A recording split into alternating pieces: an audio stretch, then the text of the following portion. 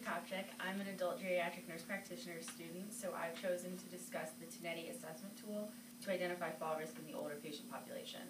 Falls in the geriatric patient population are associated with hospitalization, mortality, decreased quality of life, personal cost to individuals, and healthcare costs to financial institutions. So it's important that providers be aware of successful assessment tools in order to identify patients who are at risk for falling. The aging population in the United States is growing rapidly, and by the year 2050, an estimated 83.7 million people over the age of 65 will be living in the United States. With more than 1 in 3 people over the age of 65 falling each year in the United States, it's important that the AGNP take on the challenge and utilize assessments that will decrease the number of falls in this vulnerable patient population. The Tinetti assessment tool has been found to have high reliability and validity, and it's cost efficient as it requires nothing but an armless chair and the provider's knowledge of assessment scoring. To score with the Tinetti assessment tool, each function has a 3-point scoring from 0 to 2, 0 representing the most impairment and 2 representing independence on that portion of the test. And then scores from a balance assessment and a gait assessment are then totaled together for a maximum score of 28. Those who score 18 or below are at a high risk for falls, 19 to 23 are at a moderate risk, and then above 24 are indicated at a low risk for falling.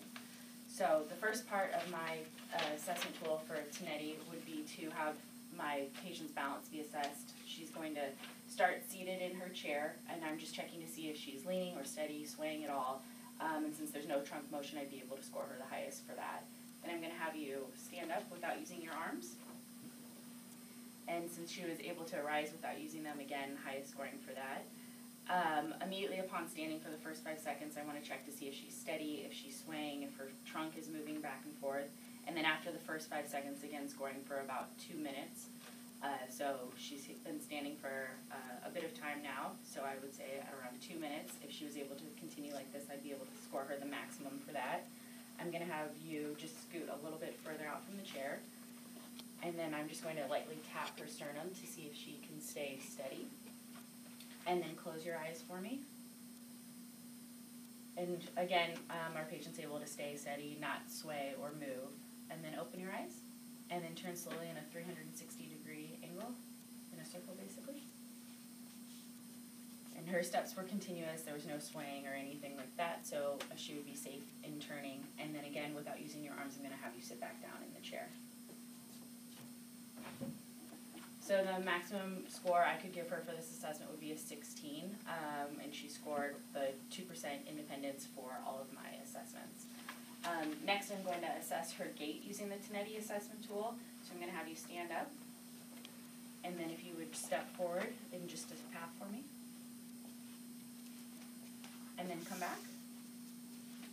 At this time, the provider is assessing for step symmetry and continuity, to make sure that the swing of her step, or each foot is clearing the other one, and that there's no hesitancy when walking. And then I'm going to have her walk again in a faster pace than normal. Great.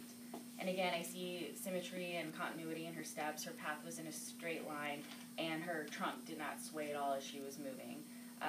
When she's standing, I just want to see if her heels can come almost touching, but still be apart. And then since she's able to do that and stay steady, for that and then her walking gait, I would be able to score her the maximum of 12. So using the Tinetti assessment tool, her score would be a 28, indicating a low risk for falls.